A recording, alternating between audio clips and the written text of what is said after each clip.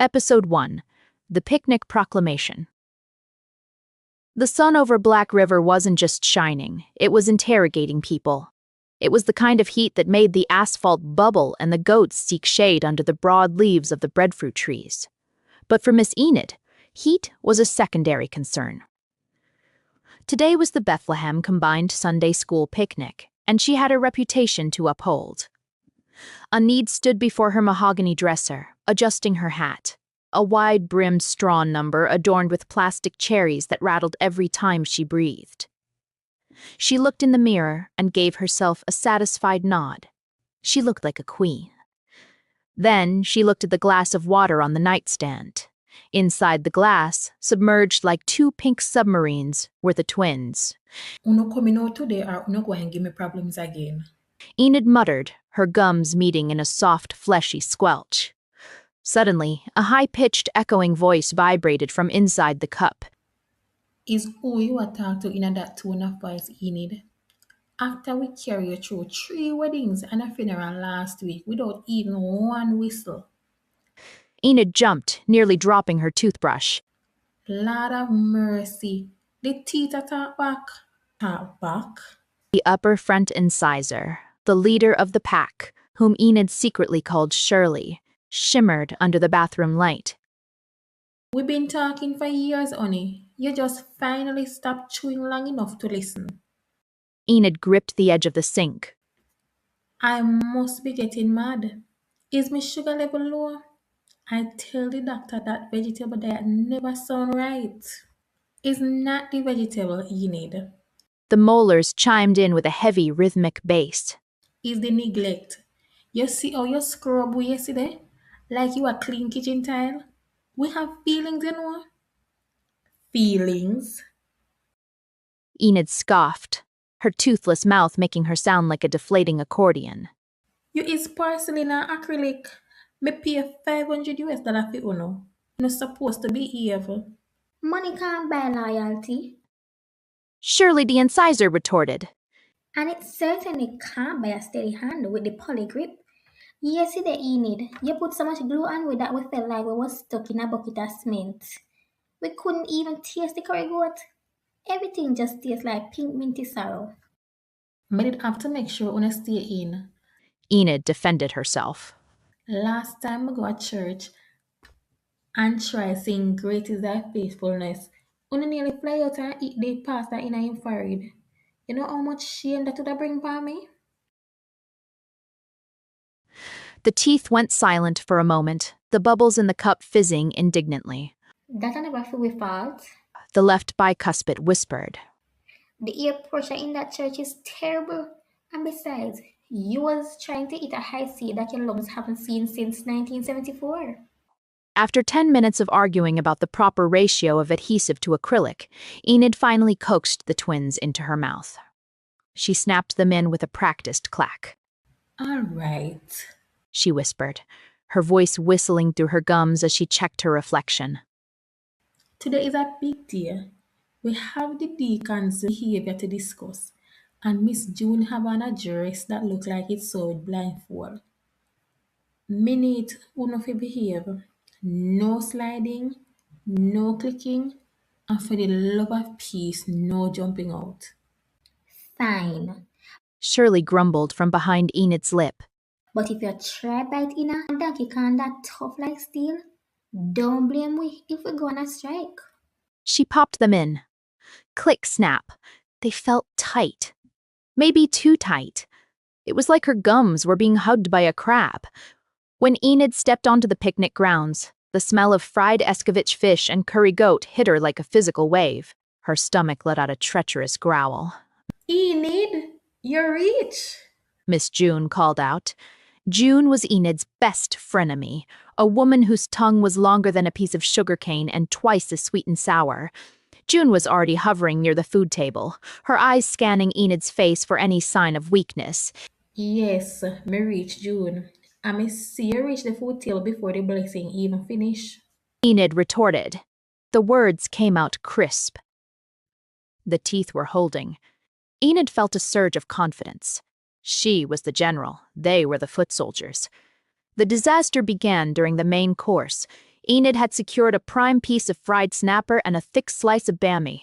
She sat under the shade of a large mango tree, surrounded by the church mothers. So, Miss June started, leaning in close enough for Enid to smell her peppermint tea. you hear say the deacon buying a new car and him only a collect small change salary from the vestry? This was it. The moment Enid had been waiting for. She had the inside tracks from the deacon's cousin's wife. She opened her mouth wide. Too wide. As she drew breath to deliver the killing blow to the deacon's reputation, the air pressure inside her mouth changed. The top plate of the twins, sensing an opportunity for freedom, detached from her palate. Click. It didn't just drop. It performed a somersault. The front incisors were now facing her throat, and the molars were tickling her front lip. And you see Enid hissed.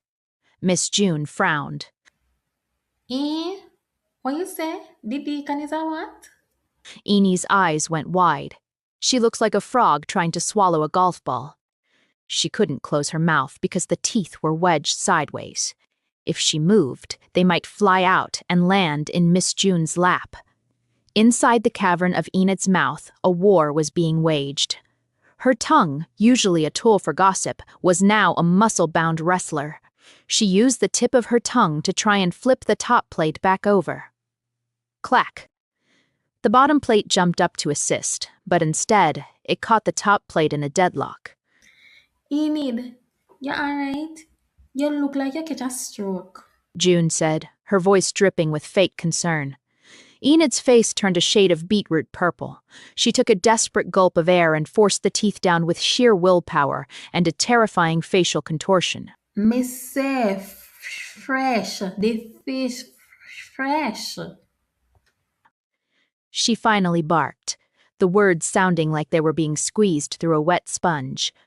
Enid didn't wait for a reply. She stood up so fast her chair tipped over. She clutched her napkin to her mouth like she was hiding a secret weapon and marched toward the bushes. Where you are go, Enid? We not done talk. June shouted. Nature call. Enid yelled back, her voice muffled. And it calling loud. Once behind the safety of a large hibiscus hedge, Enid ripped the teeth out. She held them in her palm, trembling with rage. The sun glinted off the porcelain. They looked back at her, smug and silent. Unworthless. She hissed. You make June laugh after me.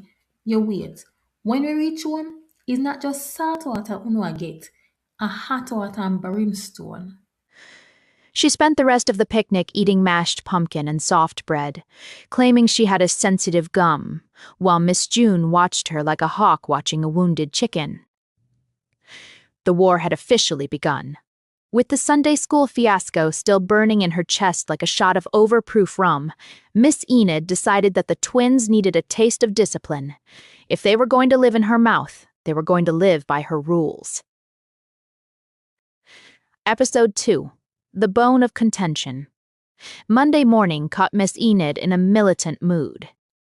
She didn't put the teeth in right away. Instead, she left them in the glass on the dresser, letting them watch her eat a bowl of soft, submissive cornmeal porridge. See that? She muttered, pointing her spoon at the glass. That I want to miss out on. Smooth, easy, no trouble. But uno want play hero. Uno want dolly and jump around like goat in a pasture. Fine. Today is basic training. Edie cleared the kitchen table. She didn't reach for the soft bread or the ripe avocado. Instead, she went into the pantry and pulled out the hardcore brigade. 1. A stick of National Tough Crackers dry enough to choke a camel. 2. A piece of Busta, stretched toffee so hard it could dent a riot shield. 3. The leftovers. That infamous jerk chicken leg. She popped the twins in. This time, she didn't just push them. She seated them with a thumb press that would have cracked a walnut. Steer! She commanded. Round 1, the cracker challenge. Enid took a tough cracker. She didn't nibble. She went for a structural strike right in the center. The sound echoed in her skull like a tectonic plate shifting. The bottom plate tried to slide left to avoid the pressure. Enid clamped her jaw shut, trapping the plastic rebels against her gums. Don't you dare. She hissed through the crumbs. The teeth settled, seemingly intimidated by the sheer force of her bite. Round 1 went to Enid. Round 2, the Busta battle. The Busta was a different story. It was sticky. It was treacherous. It was the glue trap of the confectionery world. As soon as Enid bit down, the toffee grabbed hold of the molars of the top plate and refused to let go. When she tried to open her mouth, her jaw moved, but the top teeth stayed firmly stuck to the bottom ones. Enid panicked. Her mouth was glued shut. She looked like a mime trying to scream. She grabbed a mug of hot ginger tea and poured a little through the corner of her lips, hoping the heat would melt the Busta grip. With a sickening slop sound, the teeth finally parted, but the top plate didn't go back up. It hung off her bottom teeth like a loose shutter in a hurricane. No one kill me? Enid roared, her voice echoing in the empty kitchen. She grabbed a butter knife and used the handle to shove the plate back into her palate. Uno gully creep vipers? Uno worse than the government. Round 3, the chicken leg final. This was the grudge match. The jerk chicken leg was cold now, which made the skin even tougher, and the meat more stubborn. Enid took a stance. She put her left hand on her hip and held the bone like a dagger. She went in for the kill. She bit, she twisted, and she pulled. It happened in slow motion. The chicken meat held firm. The teeth, however, gave up immediately. The top plate slipped forward, catching on the bone, while the bottom plate decided to flip vertically. The teeth didn't just fail, they rebelled. The pressure caused a piece of gristle to fly upward, hitting Enid right in the bridge of her nose. The teeth were now tangled in the chicken fibers, hanging out of her mouth like a plastic beard. Blood fire! Enid jumped up, kicking her chair back. Uno win. Uno think uno win? She ripped the chicken teeth conglomerate out of her mouth and slammed it onto a saucer. She was panting, her face flushed, her hair tie coming loose. She looked at the teeth, then at the half-eaten chicken, then at her own reflection in the toaster. Fine. She whispered, her voice trembling with a mix of fury and exhaustion. Uno want war? Uno want sabotage my Sunday dinner? Tomorrow at the tea party, if you no embarrass me in front of Miss June again, I go use uno for gravel in the driveway. She marched to the cupboard and pulled out a fresh tube of extra-strength Fixodent. She didn't just squeeze it, she applied it like she was caulking a leaking roof.